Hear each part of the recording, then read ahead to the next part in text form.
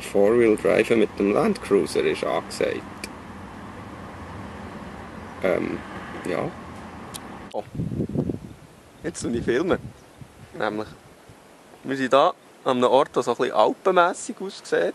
Ich hoffe, das Gegenlicht stört nicht, aber es hat hier Aussicht und weiter unten hat es Kühe. Fast wie in der Schweiz. Und jetzt mache ich noch Fotos.